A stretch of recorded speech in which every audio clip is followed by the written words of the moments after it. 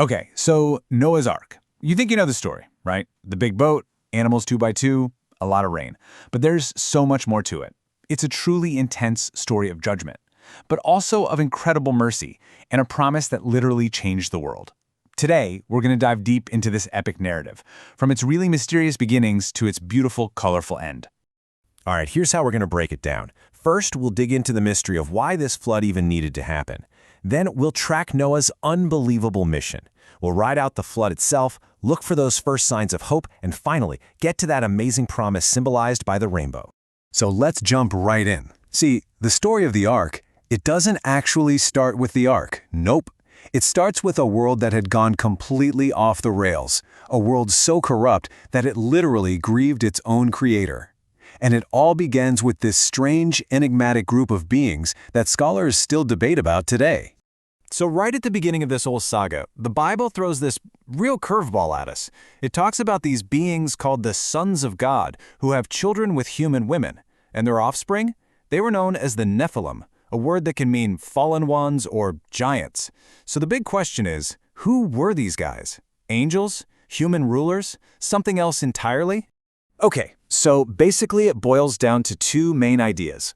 One theory is that the sons of God were from the righteous family line of Seth, and they started intermarrying with the ungodly line of Cain. The other theory, which actually has a bit more support in other ancient texts, is that they were fallen angels. But, neither theory is a perfect fit.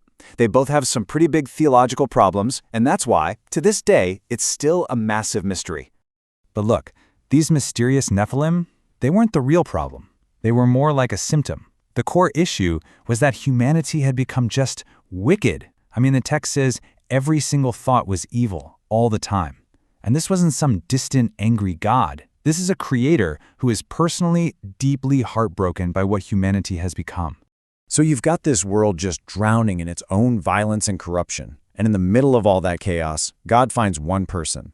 Just one. His name is Noah. The Bible describes him as righteous, the only one who hadn't been corrupted, the man who walked with God. And this is the guy God's going to build his new start around. And what's God's plan? Well, he tells Noah to build a boat. And guys, this is not just any boat. We're talking about an absolute behemoth. First off, it was 450 feet long. To put that in perspective, that's longer than a football field and a half. Just massive. Then you've got the width, 75 feet. This thing wasn't built to be fast. It was built to be a rock, incredibly stable in the water, designed for survival, not speed. And it was 45 feet high. That's like a modern 4-story building with 3 separate decks inside. It was this gigantic floating refuge engineered for one single purpose, to endure. And the instructions God gives Noah are super specific. Okay, Noah, here's what you're going to do. Build it from gopher wood. You got to seal it inside and out with pitch. Make it totally waterproof. Then comes the really hard part. Gather up your family and bring 2 of every single living creature on board. Oh, and by the way, you need to pack enough food for everyone, for a very long time. And the amazing part? The text just simply says, Noah did it all.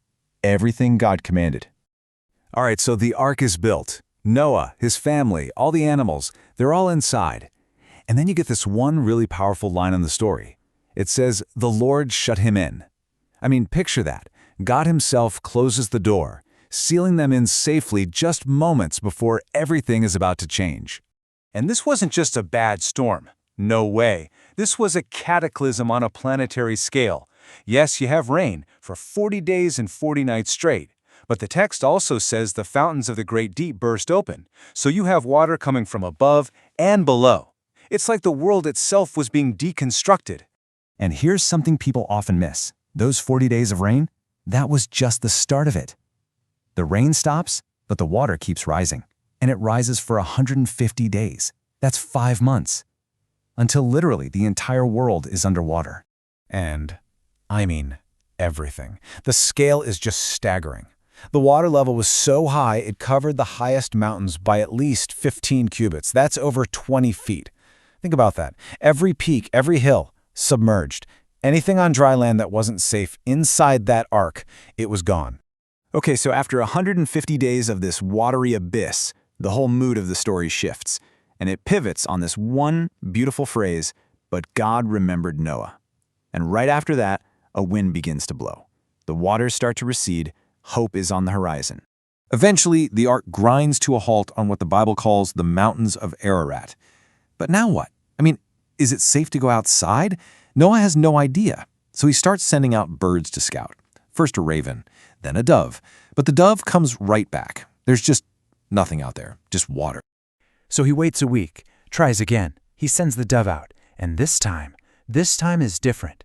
It comes back in the evening, and in its beak is a freshly plucked olive leaf.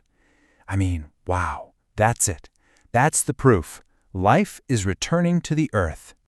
He waits another 7 days, sends the dove out one last time, and this time, it doesn't come back. It's found a place to land. It's found a home. The world is ready. It's time for a new start. So after being cooped up in there for over a year, Noah, his family, and all the animals finally step out onto dry land. And what's the very first thing Noah does? Not build a house, not find food. He builds an altar. He worships. It's an act of pure gratitude. And it's this act that leads to the story's incredible conclusion.